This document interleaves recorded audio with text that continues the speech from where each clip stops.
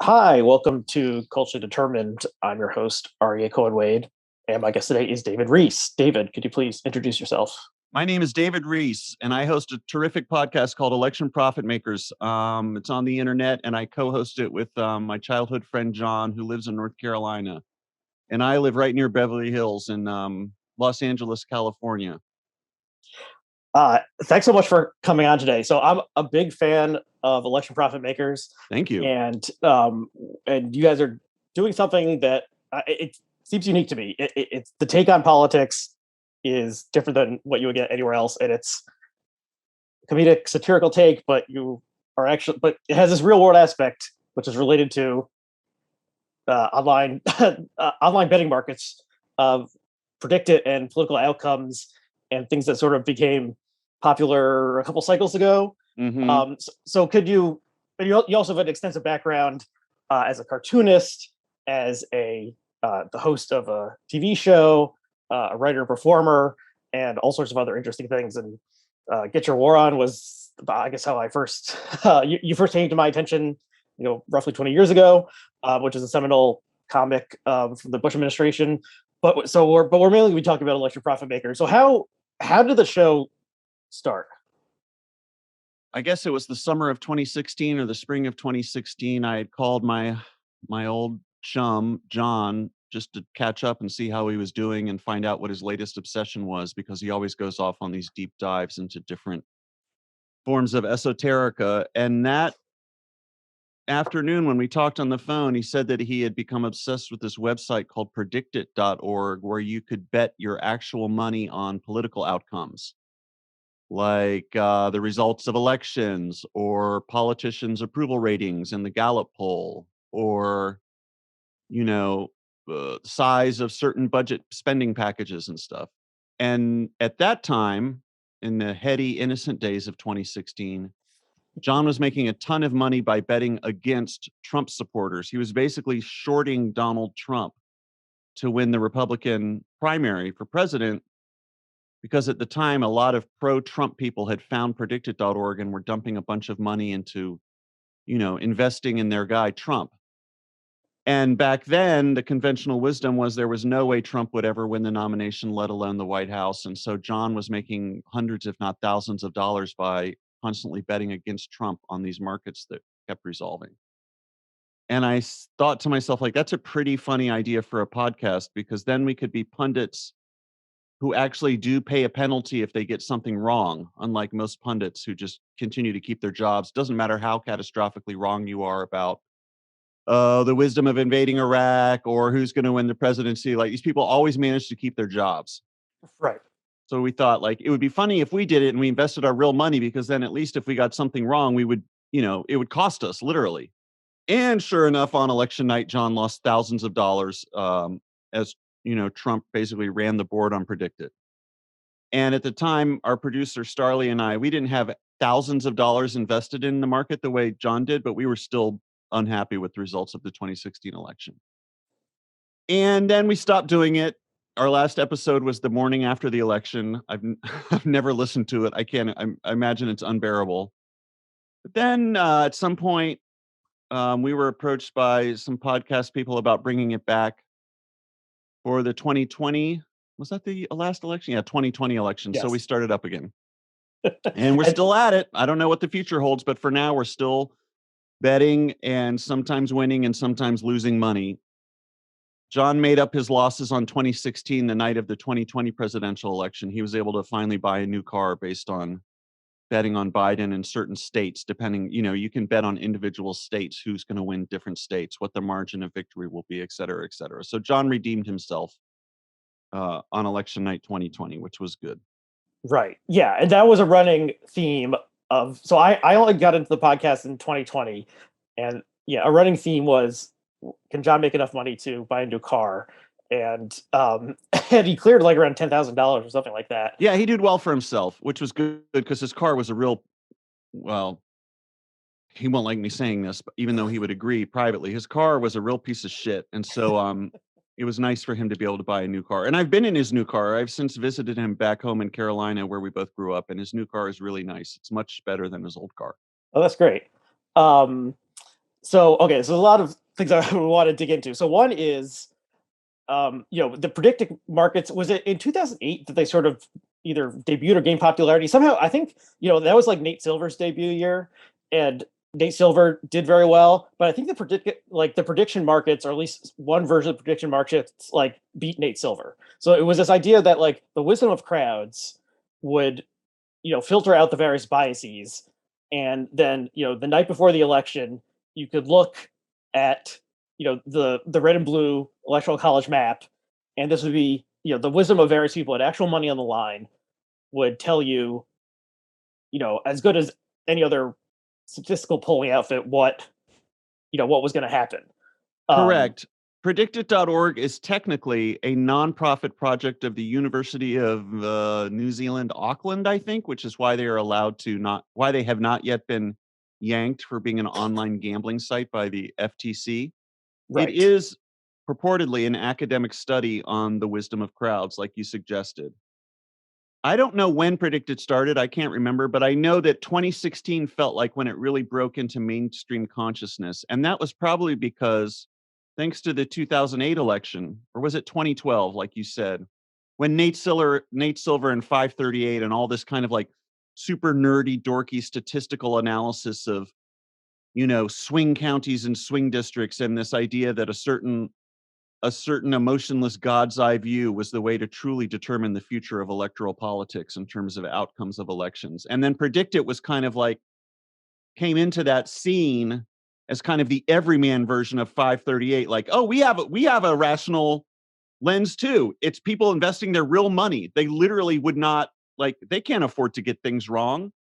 But of course, I mean, the thing that Predicted has proved to stunning effect, even in my own case personally, is like people will totally risk losing money in favor of their political biases. Like I had invested that Elizabeth Warren was going to be the Democratic nominee last year. Like that obviously didn't happen. And I knew it wasn't going to happen, but I was like, screw it. I like her the best. I'm going to invest some money, maybe somehow psychically or karmically that will lead to some spiritual or financial abundance on my half. But so I don't actually know. I'm sure like we just use Predict It kind of as the peg that we base the podcast on, but I can't remember the last time I actually looked into seeing whether Predict It was an accurate indicator of political futures or not.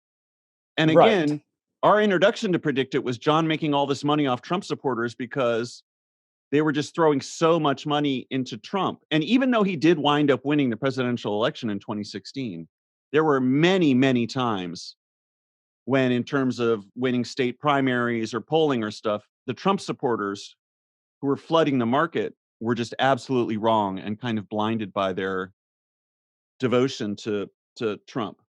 And remember, Predicted also necessarily is not a random selection of voters or whatever. It's people who have a certain amount of money that they can burn. And it seems to favor, based on the comment sections, seems to favor libertarian tech bros, you know, who probably have 5,000 NFT crypto tabs open on their browser while they tweet their support of Elon Musk, while they trade on Predicted. So it's not a random sample at all. It's a Yeah, I mean, self-selecting group of you maniacs and know losers like us. right. And so it's not like professional horse handicappers or something like that, because if someone had some actual expertise in statistics or something, you think they would like get into actual gambling or something. So it is it's like wisdom of crowds is the ideal, but the crowd is self-selecting, and there's a lot of freaks and weirdos who are involved in this, and some people who are total maniacs who are saying, putting money that like um Trump would win 400 electoral college votes, or something like that. And so Absolutely. there's all these individual markets, and there's ways to sort of hedge your bets and exploit like the equivalent of market inefficiencies, because you can both put money on yes for a question, but then also like bet against no, and all these sort of weird categories they have, I guess, to just get more money churning through the system. And then sometimes you guys talk about how you can see that people flooded into like one part of a particular market related to a particular political question, but like the inverse or the opposite of something of that market like is totally undercapitalized or something, and you can get in that way and sort of hedge your bets in some strange way. Yeah, that happens. There's multiple political outcomes that on Predicted are represented by different markets that are worded slightly differently so that there's different positions you can take. So sometimes a big market will be on the splash page of Predicted and everyone will flood their money into it because I think markets are capped at maybe 10,000 traders. I can't remember, but there's a limit as to, first of all, how much money any individual trader can invest in a single market. And there's also a limit on how many traders can be active in a market. So there are plenty of markets that get super hot and you're locked out if you don't already own at least one share in that market. But then sometimes Predicted will come up with another market, another wager that essentially captures the same potential realities, and then you can swoop into that. So I mean, I don't think John spends nearly as much time on Predicted now as he did in 2016 because he's come up with other obsessions and rabbit holes to go down. But on 2016, I think he was, he was going crazy on Predicted like 16 hours a day, and he would cover all known possible predicted outcomes for Trump related markets and stuff. Right. And so we should specify, like this is a comedy podcast, and so you're using the this is the conceit, and you talk about it less now because it's not like there's 50 electoral college votes that you can bet on, but you guys are John is sort of the straight man, you're the wackadoo host, and you guys make a great pair and bounce off of each other in ways that are very entertaining. So I would recommend everyone just, if you're listening to this, you probably, enjoy thinking about politics and so forth. So check out And the if podcast. you look at my avatar, you can see I'm a lot of fun and I love to laugh. Yeah. So So for various reasons, you are represented solely by a photo, but yeah. Okay. So, but so last year I had a running debate with my former boss, Bob Wright, the guy who founded Blogging Heads, where he was always he's a naturally pessimistic person. And he was always looking for signs that Biden was going to lose, Trump was going to win. And one of the signs was he would be checking, I don't know if it's Predicted or some sort of aggregate of various other election, like betting markets. And he would say something like, well, Biden has fallen 3 cents in the past 48 hours. And he would take that as a sign that like the odds of Biden winning had decreased by 3% or something like that. And and listening to your show sort of educated me in how strange these markets are. And it's not like the stock market where the ideal of the stock market is like the best, the price at any moment is like the accumulated intelligence of the globe and every person has an interest in it. Like that's the best guess of what the stock is worth. Or at least that's the I don't know, macroeconomic theory of the stock market. That's the fable they tell us about the stock market. Right, but Predicted is so weird that these gyrations and so forth cannot be taken as saying like, oh, the polls have fallen consistently 10 points over the past month or something. Like there's just a bunch of strangeness associated with this. And as more freaks have gotten involved in politics, and Donald Trump attracted a lot of those types, just like total wide-eyed believers, they're funneling money in, I guess it's maybe somewhat similar to like the AMC stock, whatever, like people who are just like, yeah, let's just funnel the money in. And the ideal of the wisdom of crowds sort of thing seem to dissipate. And so another aspect of the site is that you can ride the waves. And so you call yourself the original wave rider on the show because you can get out of a market if you think it's overpriced and then cash out. So you don't have to wait for the market to resolve and either get 100% or 0%. If you put in at 30 and it's risen to 50, but you think it's actually 40, you can get out at 50 and take your 20 and you made a tidy profit. And so you can sort of surf the waves of like popular sentiment or irrational madness that's flowing through the country, funneled into the website and make some amount of actual money that way. It's not just saying if you think something is going to become popular, even if it's not ultimately going to resolve into yes, then you can make money by investing temporarily and then taking it out. Do I have this all right? That's all correct. And that is really that experience of riding waves, of investing in a market and then hopping out when the price feels overvalued, and then maybe leaving one share still in your portfolio in that market so that you're not closed out of the market. And then you jump back in maybe 20 minutes later, maybe 2 weeks later when you think the market is undervalued. I mean, that truly teaches you it's a neat way when you look at the price history of some of these markets. It really does capture the sort of mania and the swings that are basically, I guess, the bread and butter of 21st century cable news punditry, right? People over-interpreting a gaffe said during a debate, or people reading too much into one poll that comes out that's an outlier in a certain state, and then people think, oh, so-and-so has lost that state forever.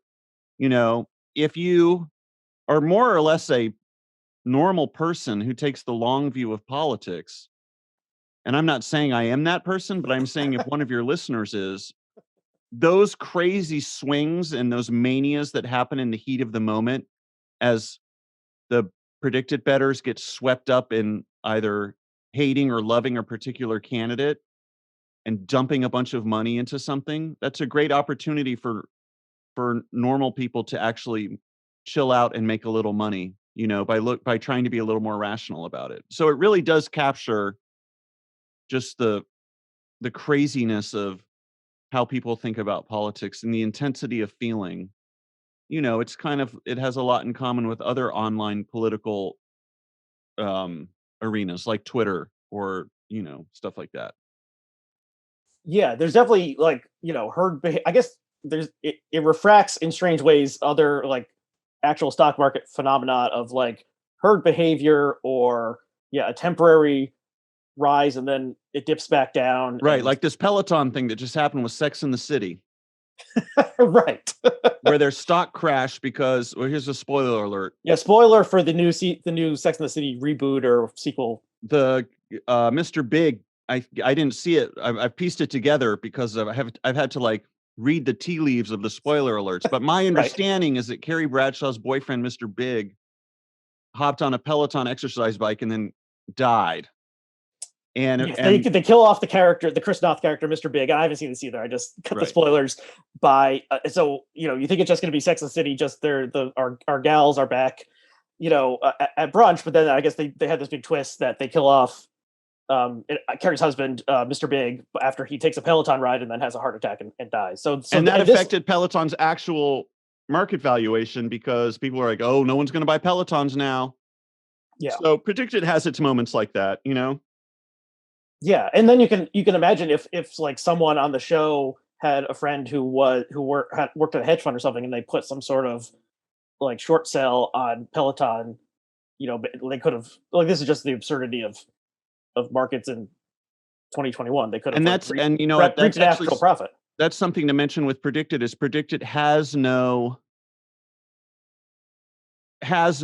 rules against insider trading. I mean, presumably, if you're a congressional staffer, you could be on Predicted all day making a little money based on internal polling that only you have access to or something, Predicted is not, there's no laws against insider trading. In fact, Predicted.org wants those people in the market because they want to see if that improves the accuracy of these markets.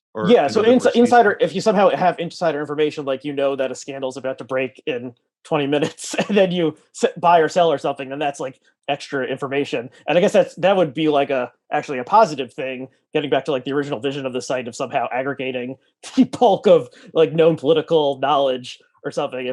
If someone had this insider tip, then it could, or something. But it just has a total absurd aspect to it. Okay, so that's how Predicted works, and that's sort of the conceit of the show. But you go in lots of strange directions also. But so in addition to just like learning more about prediction markets from the show, you yourself have a perspective on like politics in 2020, 2021 that I think is an outsider's perspective, but one that is valuable. And because your background is unusual, but you come from like, you have experience in showbiz. You're definitely a political outsider. And wait, I'm not a political outsider. I feel like I'm the most normal, just standard liberal left political. I feel like 95% of podcast hosts are exactly the same as me politically. Okay, but I'm not like an anarchist or like a... No, you don't have unusual political beliefs, but I think just... Oh, okay. So the way you understand politics, again, I'm describing you, so you can tell me I'm totally wrong. So politics has like merged with entertainment that's an obvious thing. Like an entertainer became president, but like Trump's bizarro psychology was closer to that of like an insane Hollywood star than an insane politician. And your understanding of Trump is better than the standard pundit or even standard like lefty podcasters, I think, because you sort of understand that all he wants is attention. And so there's a recent conversation where you and John were talking about Trump endorsing various people, and John was saying something like, well, if Trump endorses candidate XYZ and they all in primaries and they all lose, that's going to really hurt him.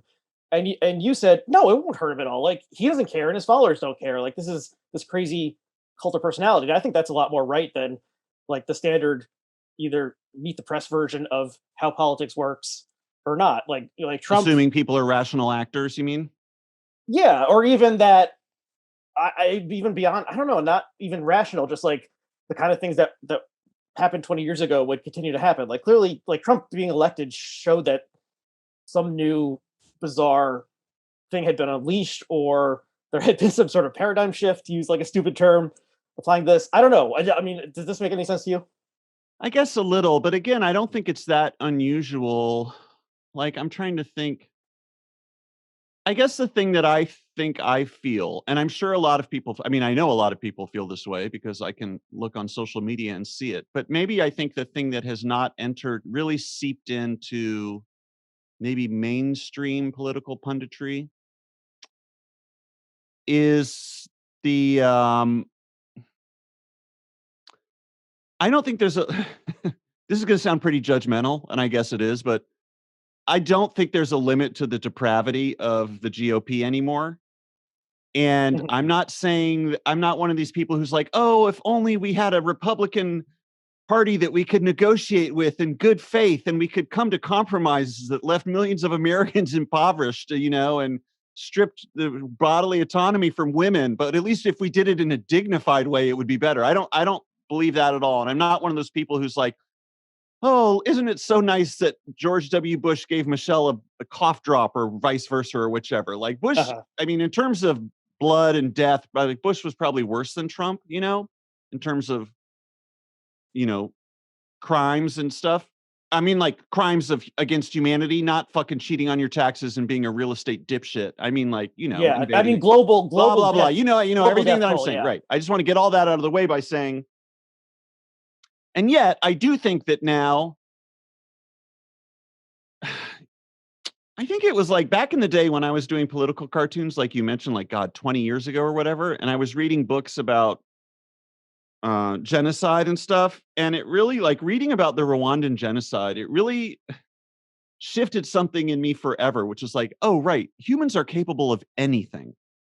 Like when you read the details of what happened, and anyone who's read history about war or atrocities knows this, like there's like people's norms will shift or they'll get in a crazy situation and there's just no telling what they're capable of. And Trump gave Republicans the permission to be like, like, yeah, fuck it, like let's just destroy. Like they would rather burn it all down than to share it. I really do think that's true.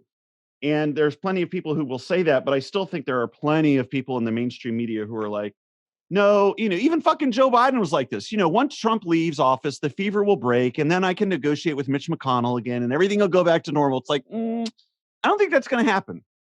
Like, I have a pretty dark view about what's going to happen because, unlike every other generation of Republicans, this generation, I mean, and they're not wrong about it, is like, oh, we're facing in the United States of America where white people are not the majority. White people are not the default face you see when you look at a CEO or a politician or a, you know, teacher or something. And that's freaking people out. So I don't think the GOP is ever going to return to,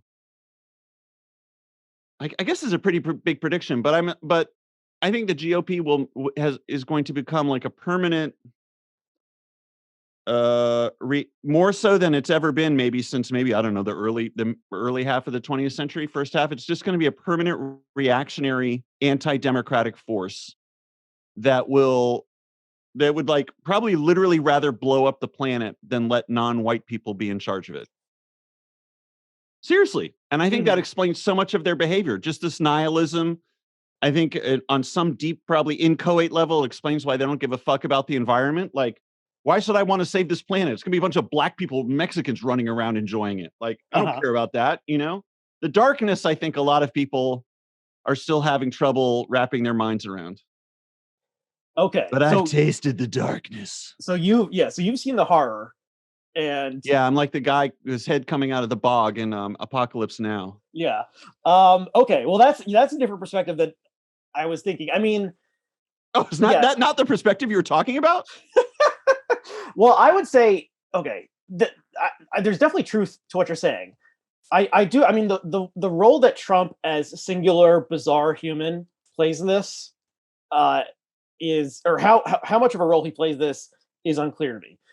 He's going to die at some point, and hopefully, sooner rather than later, from my perspective. But once he goes, he has no obvious successor who has this like charisma, insanity, and sort of the fact that he actually watched Fox News and believed it, whereas the average GOP politician would go on Fox News and lie and know it was a lie. So like Yeah, but Trump, there's a whole new generation of people who came up under Trump. Like, obviously, right.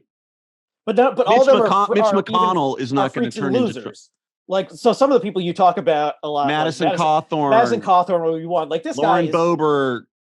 like these What's people her? are freaks and they don't have this like Hollywood background and like the full like the Trump lies of being the billionaire developer and the decider and how reality TV built up this fake image of him. So he is going to pass off the scene at some point, and then like Don Jr. can't pull off what he did. Yeah, I think you're right. I hate to say it because I'm such a huge fan of Don Jr. because he's so cool, and I too hate elephants. But he just doesn't have it. I mean, right. Donald Trump, like Barack Obama, is just like a once in a generation politician. And Donald Trump was kind of created in a way in a lab by Mark Burnett to be something he's fundamentally not. But he can play it with enough weird charisma that people believe, yeah, he's a self-made billionaire, he's successful, art of the deal, blah, blah, blah. He tells the truth. Like, he says what everyone's thinking, that type of thing. Like every third tier shitty stand-up comic you see, going on at like 11:59 p.m. at some underground comedy club. A lot of politicians you're right, haven't been that blessed to have that kind of decade of carefully constructed public persona. Yeah, I And mean, also Trump, Trump is an entertainer, like that. That's who he is at his core, and he wants people's right. attention. There's Yeah, like yeah, yeah. it's hard to think of even another human who is comparable to him, not let alone a conservative in America. Like he is just such a strange, like totally unique person. Um, He's on the level that like Alex Jones is on. Alex Jones is also just fundamentally, obviously, an entertainer, and he's incredibly good at it. Like before everything got too real, I used to listen to Alex Jones. Like I enjoyed it because I thought it was a goof and he was just a maniac. And it's just like anyone like, and Rush Limbaugh could do this too, even though I didn't find him entertaining. Just like anyone who can just step in front of a microphone and talk and talk and talk for like 3 or 4 hours. And Trump can do that. yeah, That's something a lot of people can't do. Don Jr. cannot rock a microphone for 60 minutes straight. Madison Cawthorn is trying. God love this fella, but I don't think he can do it either. There's just something he can't do it. So yeah, yeah, and Trump. it's not going to be Dr. Oz. You talked about in this week's Dr. episode, Oz, my nemesis, and it's not going to be Herschel, whatever that guy's name is. Herschel Like Walker. so these other like B-list celebrities, they're just I don't know. Like Trump really is eating. Okay, so I just and then. But if Tucker Carlson ran, Tucker Carlson could probably do it. He's coming from a broadcasting background. He can talk and talk and talk and talk and talk and talk and talk. It's possible, but Tucker is I don't know. I mean, it's not that I ever like Tucker is much more niche, and it seems more obvious that he knows he's lying. Whereas Also, Trump, he's a nebbish. Like yeah, he's I mean, he's such wearing a a bow nebbish. tie. I think he is intelligent, so he knows he could never actually win anything, and it's a much better life staying at Fox News and being on camera 2 hours a day and getting a nice payday that way. And he obviously has influence within the GOP. Okay, but so Lauren Boebert is not going to take the country by storm. Like everyone else who is sort of in the Trump mold they just don't have the juice, the bizarre background, the charisma, Okay, or that may whatever. be true, but I mean, remember that these elections are happening against opponents. I mean, if we're dunking on Madison Cawthorn for not having Trump's charisma, who on the Democrats is approaching this level of charisma? Like, the closest thing they had was Bernie in terms of a guy who could just go rock a mic and get people whipped up into a frenzy, and he couldn't even win the primary. And now he's too old to Right. run again. Joe Right. Biden, I mean, I mean, AOC comes to mind as like the most charismatic person in the Democratic Party. But yeah, I mean, obviously someone has to win, and they both win roughly half the time. But I don't know. I feel like politics. There's some sort of inflection point. Politics could go into an even more insane, Carville-esque Trumpian like line, or it could just become more like the bullshit that was happening circa 2007 or something. And Mitch McConnell and all these other like toads are still sticking around, and no one is like, no one gets revved up by Mitch McConnell. He's like an inside operator. I don't know. I do not make predictions on with money on the line, and I any public prediction I made in the past has probably been wrong. But it just, I don't know. I'm. It's not like I'm optimistic. I just think, especially if the pandemic ever ends, like politics will just become more regular and boring again. I mean, that was sort of the Biden promise that let's make America boring again, kind of. I don't know, but okay.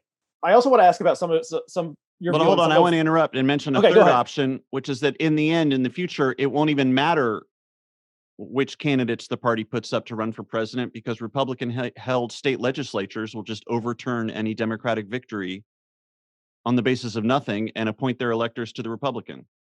So maybe it will just be post-candidate politics, because the system at the state level will just be hopelessly corrupt in red states.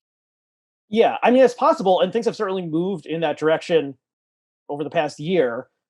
I mean, at the same time, Bill, your friend Bill Scher, who you went to college with and provided the link between us, has noted, like, it is when you're the, assistant secretary of state of Arizona or something, and it's your turn to like knowingly commit fraud, and you realize you could go to jail for 5 or 10 years if it doesn't all work out, and it's very unlikely that it works out. There's so many stop points in the system. I don't know, like the American system is such a mess and a kludge, but like that's in some way one reason why like no one ever gets a permanent majority, or you can't like run the country like a dictatorship. Like it just works too poorly to have any sort of unified control. So I don't know. I think like muddling through is more likely than any permanent victory. I don't know. Well, I'll just say, I hope our friend Bill is correct about that. And we'll leave it at that. He does know a lot about American history. I'm starting to think, based on how you just described his thoughts, he's actually never read a history book. Well, he has his presidential biography reading series that he references. He definitely knows more. I know. He's always like, no, the system works. Look, in 1942, Franklin Delano Roosevelt wanted to appoint an undersecretary of agriculture who didn't know anything about soybeans. And the Ohio Soybean Council introduced a legislation in the State House that meant that every 2/3 aye votes would be counterbalanced by one nay vote from a donkey or goat. And the system actually worked. It's like, Bill, you are at such a granular level. We are talking about sweeping racist fascism, like overtaking half the country. And it's like, I'm at the point now where whenever anyone mentions like the institutions will hold, like, don't worry, like things look dark, but the free press and the courts and blah, blah, blah. It's like, I'm not sure about that. Like, people, I mean, a lot of crazy things happen in history. There's no reason to think that some crazy things couldn't happen in the United States in the 21st century. Yeah. And so I'm not, Bill has this podcast, When America Worked or something like that. So that's his line. I'm not embracing it. I don't know. It just seems like the like confused muddle is more likely than anything else. And like, slow decay is a decadent decline is more likely than any sort of. Oh yeah. I'm not saying the fascists are going to come to power and the trains are going to run on time. I'm just saying it's going to be a mess, and it might not matter who individual candidates are because parties are controlling states. Okay. It's possible. I don't know. Well, we'll see. We'll have to see. Well, I want to talk a little bit, or have you talk a little bit about some of your favorite cast of characters on the national political scene, one of whom is J.D. Vance. And I guess you have sort of a sick obsession with him. Oh, well, I don't know if you would characterize it that way. I think he is a total fucking joke. And someone who appears on this platform, also Mickey Kaus, is a big fan of his and tries to defend him. Well, Mickey Kaus has been a fucking idiot for 20 plus years. Am I allowed to say that? I mean, this guy. You are allowed to say that. Come on. This dude is, I mean, yeah. So of course he likes JD Vance. That makes perfect sense. I mean, granted, I haven't read anything Mickey Kaus has written in probably 19 years, but what I remember of his predilections, it's like, yeah, that makes sense. He would be totally down with JD Vance. Yeah, I have my own running hedge fund fake redneck, like sucking on Peter Thiel's cock, trying to act like he's for the common man and anti-elite. That squares with what I remember about Mickey Kaus. Okay, so my essential line on the Ohio GOP primary is Josh Mandel, the other main candidate, is like a legit crazy guy. And JD Vance is pretending to be crazy. JD Vance is like a little twerp who went to Yale Law School. He's canny. He's a canny operator. JD Vance absolutely knows what he's doing. Right. And he's a total phony. Whereas Mandel seems like a legit sort of unhinged nut, much more in the Trump vein. And if the race is out crazy, Vance is not going to beat Mandel. Maybe there'll be some shift where the GOP base no longer wants the craziest person to be elected, but that's sort of how it's been over the past 4 years. And so I if you talk a lot about betting on Vance winning or not, I would not bet on Vance winning the primary. But you talk more about him, and you know a lot about him because you subscribe to his newsletter or his fundraising appeals. So as of right now, on Predict It, the market who will win the 2022 Ohio Republican Senate primary, Mandel and Vance are tied at 34. So what you're telling me is your gut or your analysis says that JD Vance is actually overvalued here, that it's a no-brainer for Josh Mandel. So if I were like 70-30 or something. So, okay, so that's a huge spread. So you can buy JD Vance no. That is, if JD Vance does not win the primary, for every share you buy, you pays out $1. You can buy no at 67 cents. So that's a 30+% return. That would be a good opportunity for you. Well, anyone who wants to follow my advice and has a predicted account, I would say go for it. But how are you investing your money in Ohio GOP Senate? I can't remember if I still have money in this market or if I cashed out because I got bored with JD Vance. Let me check. Hold on. This is going to be really exciting. This is the audio of me actually logging into Predict It. I mean, Vance is such a phony. He's like denouncing like the Hollywood perverts. Oh, you're absolutely right. Surely a phony could never win a Republican primary. A movie was made about his life. None of that matters. This is what I'm saying. That type of gotcha stuff, or he's actually a hypocrite, or did you know that Elon Musk rails against paying taxes and yet he has received government stuff? Nobody cares about that stuff. It's all just about feelings. Nothing but white people's feelings. Okay, I agree with you on that, but Vance, he isn't a good enough bullshitter. Now that might be true. So he's not a good. If what you're saying is, if it's we agree, it's not the hypocrite charge. It's that he can't pull it off. He's just this like pudgy guy. He's like a media creation. I mean, obviously Trump is also a media creation, but you have this Josh Mandel. He's like a true believer. Like, I understand. This is a compelling argument for why Mandel will win if people can still see through phonies, and let's admit it, maybe they can't because on many levels Trump was a phony. Your argument is they'll see through JD Vance and Josh Mandel will run away with it.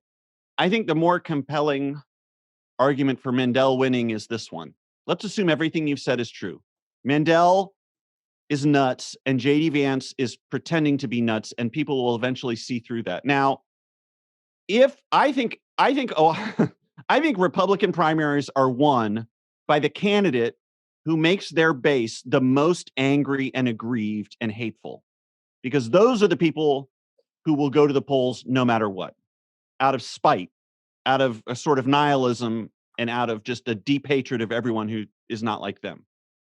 If JD Vance could somehow pull it off and rile those people up more than Josh Mandel have, then JD Vance could win. Whoever makes the most people the angriest wins Republican primaries. So JD Vance, what's that? That makes sense to me. I just think he's a paper tiger when it comes to, I mean, like Mandel is the real deal. JD Vance is the knockoff version. And I was tempted to agree with you, but then let's think about someone we were just talking about, Tucker Carlson. We had this stretch a couple years ago of all these disgusting things like, what happened to Tucker Carlson? He used to be a good faith negotiator on the right side of the aisle. Now he seems to be dipping his toes into dangerously nativist rhetoric. Surely he doesn't believe what he's saying. It's just like Alex Jones and Donald Trump. But at some point, it doesn't matter if you believe. It doesn't matter if you believe it anymore. It's just, like there's all that stuff collapses. Like we're not dealing with like Descartes anymore, where there are these binary distinctions between the body and the mind and sincerity and insincerity. Like this is all post-Enlightenment stuff. We're returning to a deep, profound, proto-human sludge, right? Uh-huh. All that matters is if JD Vance can, and actually, no, I'm going to go even more further. Voters won't even care if JD Vance comes across as insincere when he gives them permission to hate and be spiteful. All they want is someone to tell them that all their basest instincts, everything that they've been told by polite society their entire lives to leave in a whisper or in the shadows or in the journals of their private diary. Anyone who gives them permission to act out on all that stuff, they're going to win. Because it's fun to be a total asshole and to act with no restrictions, Right. I mean, Tucker is a talented performer who has been on television, for 15 or 20 years. So whatever he says, he's good, whether it's the exact opposite of what he said a month ago, he delivers it with sincerity. Like JD Vance is not that. So Tucker could go to Hollywood and, and they would give him lines to read and you would believe it. Vance is just this, phony. But I mean, it's not that people are like, don't like phonies. It's just they won't buy what he's peddling when they have the alternative of the real deal. Someone who actually believes in all this shit. That would be my final. I think the race is. I mean, I don't know. I think the race is going to be not as close as it is on Predictor right now, which is to say tied. But I don't think Mandel's going to run away with it. Okay, so this is a perfect segue into our segment that you've debuted recently on the show, which is Bad Boy of the Week. And it fits in with just the idea that, being sort of a little stinker and someone who thumbs their nose at the whatever establishment, the media or the liberals or the WHO or something, and being someone who's like, you can't get me. I play by my own rules. It isn't that great. So that Trump embodied a lot of that. And then there's a number of other people who are following in those footsteps. Pretenders to the throne. Right. Can you talk a little bit about Bad Boy of the Week? Bad Boy of the Week. It's just a phenomenon that we decided to actually just start talking about regularly because it's so depressing and funny and kind of pathetic and also dangerous, right? Obviously America has a long tradition of anti-heroes and celebrating little stinkers and people who thumb their noses at convention and blah, blah, blah, blah, blah. And even in American politics, we shouldn't mistakenly believe that the era of the bad boys started with Trump. There have always, Jesse Helms, my former senator when I was growing up in North Carolina, was a bad boy because he would do things that were deliberately offensive, to the delight of his base, right? But there's something about the contemporary American pop culture where I feel like the bad boy affect has come into really sharp focus. And now I think maybe this is new actually, that business titans like Elon Musk are also taking on this persona of the bad boy. Right. So Musk has won Bad Boy of the Week, and he also won Time Magazine Person of the Year. He's the first American in history to, in the same year, be an Election Profit Makers Bad Boy of the Week and a Time Magazine Person of the Year. I've never thought about that. You're right. We should celebrate this groundbreaking accomplishment. So, I mean, there's something, and you guys talk about Musk some, and like Musk also seems like sort of a genuinely strange person, and has this strange charisma, not as much as Trump. And no, he does have a charisma. I remember watching this disappointing Werner Herzog documentary about internet culture, and he interviewed Elon Musk, and Elon Musk talked about how he woke up every night screaming, and that's why we had to get to Mars because he didn't feel like a human or something. And I came away being like, this Elon Musk guy's like, I'm into this guy. It was only over and if I had never read any of his tweets and knew nothing about his, basically, if I knew nothing else about Elon Musk than what I saw in that Werner Herzog documentary, I'd probably still be into him. I mean, I wouldn't devote my life to defending his honor on Twitter like a lot of these yahoos do. But unfortunately, Elon Musk, like a lot of rich and powerful people, has internalized this idea that everything he thinks must be shared with the world, and anyone who doesn't agree it's the emanation of genius, must be bullied and harassed by his hordes. He does. So I understand in a way why people are really into him. He just strikes me, the more I learn about him, just what a fucking idiot this guy is.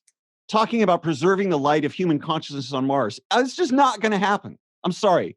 If you take one thing away from our podcast or this conversation about election profit makers, it should be, I fucking hate Mars and humans will never live on Mars, and anyone who says they will is fucking insane.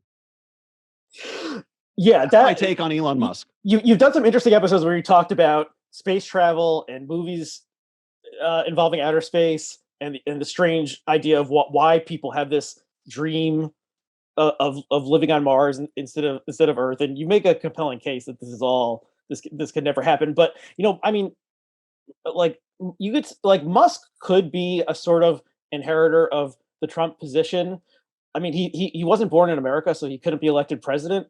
And maybe he'll run for like governor of Texas or something. Maybe they'll appoint him Speaker of the House. Who knows? I mean, but he has the personal strangeness, he's not a phony in the way that Trump was in terms of like business. Like his business actually is worth all this money. It's for very stupid reasons. Whereas like Trump's business was, fraud and like smoke and mirrors. Like there is, but there is some smoke and mirrors to the history of Tesla Motors. For a long time. But there are actual cars. Trump was like, but in real estate, I mean, Trump had actual buildings. Right, but usually it's just putting his name on it. Like he was a master of branding. It was someone else's. It was a licensing thing. He would get 10% to put his name on there when it still was worth something.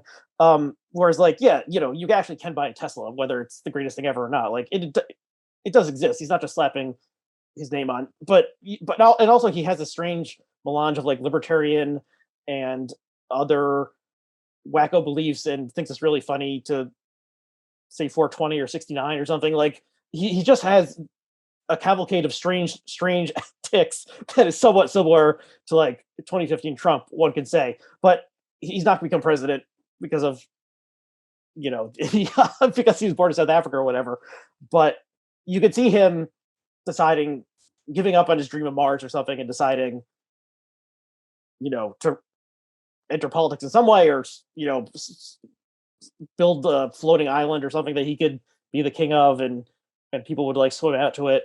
Just he has this he has a similar bizarre charisma that obviously attracts some percentage of people. Right, but we're also approaching the day. I mean, these are, I guess, is cyclical, but it feels what's the word? Unturnaroundable in the near future, which is like, why would Elon Musk ever enter politics? He has more control over politicians as a businessman than he ever would if he was working within the strictures of government that Bill Scher fetishizes, like right. So I mean, no offense to Bill, but it's like there's no reason for Elon Musk. Like it would just be such a huge step down for one of the richest men in the world to be like, yeah, I guess I'll run for senator in that he would never run for and then Senate. have to like talk to Joe Manchin about cutting the child tax credit. Like, why would he do that? I could see him running for governor of Texas at some point. Once if he establishes himself as like Mr. Austin, like new Austin 3.0 or whatever. Right, Mr. But Allen. he's not going to run for Senate. But and Trump ran for office as a way to get attention and sell hats, in my belief. And so Musk would do it as just like a troll or full of lulz or something. He wouldn't do it because of power. He would do it because it would be funny. And then, that's true. he would like smoke a blunt in the Oval Office and sell an NFT of it or something like that. It's actually Right. strange And then to me Joe that he Rogan would hasn't. be his campaign manager, and they'd probably win Texas by 40 points. It's so much like shocking to me that Musk has not debuted his own NFT at this point, because it would obviously like go crazy because he has all these maniac fans, and then he could just it seems like such a simple way for him to generate some money. But yeah, so he's the bad boy of the year, I guess. Now that Trump is sort of deflated. Okay, I'm not sure. I think we've hit most of the main things I want to discuss. We're close to an hour. So anything else you want to you want to mention before we wrap up? I would say that you've brought up a lot of topics that are extremely depressing to me. It's not your fault. You did a good job kind of covering the bases of our podcast, but I do want to let viewers know, people who are clawing their eyes out or their ears out, that we also talk about other stuff on Election Profit Makers. The podcast started because I called John to find out what his latest obsessions were. And now that he's more or less in a fallow period with Predicted, he's moved on to stuff like quantifying the beauty of Americans' urban skylines, playing this weird game on his phone called GeoGuessr, where you get dropped in a random Google Maps location and you have 10 seconds to figure out where on the planet you are. His most recent obsession are these things called fishing weirs, which are 1,000-year-old stone walls that are built into rivers to corral fish into a shallow area where they can be captured. Yeah, I had never heard of that before. So that was Yeah, neither there did are I. educational aspects of like legit educational aspects of your show. And so John, I think you're a unique talent, and then John is also a unique talent in a different way, because just the way his mind works, and he has these ideas and then pursues them. And sometimes he's wrong. And one of them was related to why there are no super tall skyscrapers Jesus, in the Denver, fucking Colorado. skyscraper. Yeah. I But don't it's even just want to get, I'll get too mad if we get into that. See, Well, people always say like, oh, John is the straight guy and you're the wacky guy. It's like, no, John is the wacky guy. He comes up with these wacky theories and these wacky obsessions. He's like, oh, there'll never be skyscrapers in Denver because of the high altitude already. If you built a building over so many feet high, anyone who went into a business meeting would lose their mind and give away all their company. It's like, what are you talking about? He truly believed that. Right. So it's not like you are the crazy one and he is the straight man, because yeah, he has his own like more mild mannered form of insanity that matches your more maybe extroverted persona. It appears very well, is what I'll say. And so the show is very funny, and you go down these strange rabbit holes. One was related to the which were the two counties that had the same name, that were geographically closest to each other in different states. I forgot about that. Just like these strange, if you are sort of interested in hearing people discuss just totally arcane, strange topics in both a serious and an absurd way, I would recommend the podcast. So yeah. Well, David, that's a good recommendation. Yeah, thank you. So David, thank you for coming on. Election Profit Makers is the podcast, and you guys are on Patreon also, and you're on Twitter, as is John, and anywhere else. Anything else you want to mention where people? That's fine. Just the podcast is enough. Okay. Well, thank you, David, for coming on. Like I said, I'm a big fan, and thank you. And people can like and subscribe to this channel and on iTunes or whatever they want to do.